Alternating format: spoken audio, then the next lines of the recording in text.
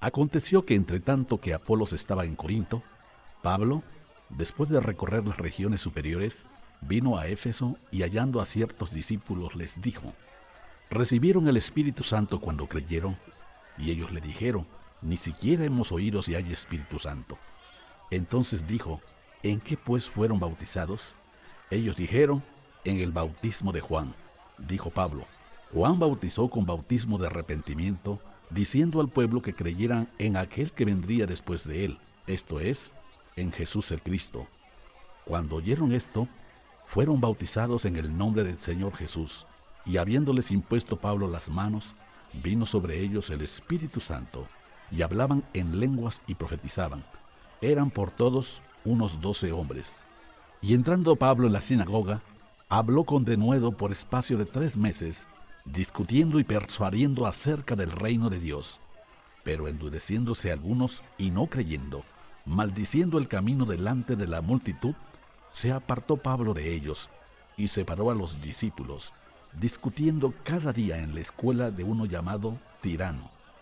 Así continuó por espacio de 2 años, de manera que todos los que habitaban en Asia, judíos y griegos, oyeron la palabra del Señor Jesús.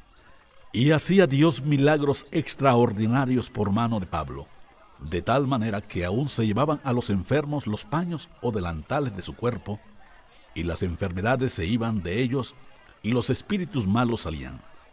Pero algunos de los judíos exorcistas ambulantes intentaron invocar el nombre del Señor Jesús sobre los que tenían espíritus malos, diciendo: los conjuro por Jesús, el que predica Pablo. Había 7 hijos de un tal Esceva, judío, jefe de los sacerdotes, que hacían esto. Pero respondiendo el espíritu malo dijo: a Jesús conozco y sé quién es Pablo, pero ustedes, ¿quiénes son? Y el hombre en quien estaba el espíritu malo, saltando sobre ellos y dominándolos, pudo más que ellos, de tal manera que huyeron de aquella casa desnudos y heridos. Y esto fue notorio a todos los que habitaban en Éfeso, así judíos como griegos, y tuvieron temor todos ellos, y era magnificado el nombre del Señor Jesús. Y muchos de los que habían creído venían confesando y dando cuentas de sus hechos. Asimismo, muchos de los que habían practicado la magia trajeron los libros y los quemaron delante de todos, y hecha la cuenta de su precio, hallaron que era 50,000 piezas de plata. Así crecía y prevalecía poderosamente la palabra del Señor. Pasadas estas cosas, Pablo se propuso en espíritu ir a Jerusalén, después de recorrer Macedonia y Acaya, diciendo: después que haya estado allí, me será necesario ver también a Roma. Y enviando a Macedonia a 2 de los que le ayudaban, Timoteo y Erasto, él se quedó por algún tiempo en Asia. Hubo por aquel tiempo un disturbio no pequeño acerca del camino, porque un platero llamado Demetrio, que hacía de plata templecillos de Diana, daba no poca ganancia a los artífices, a los cuales, reunidos con los obreros del mismo oficio, dijo: varones, saben que de este oficio obtenemos nuestra riqueza, pero ven y oyen que este Pablo, no solamente en Éfeso, sino en casi toda Asia, ha apartado a muchas gentes con persuasión, diciendo que no son dioses los que se hacen con las manos.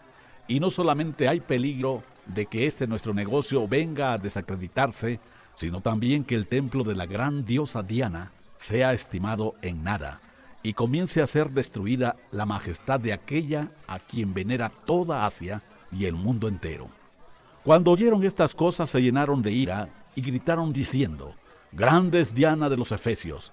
Y la ciudad se llenó de confusión, y a una se lanzaron al teatro, arrebatando a Gayo y a Aristarco, macedonios compañeros de Pablo. Y queriendo Pablo salir al pueblo, los discípulos no le dejaron. También algunas de las autoridades de Asia, que eran sus amigos, le enviaron recado rogándole que no se presentara en el teatro.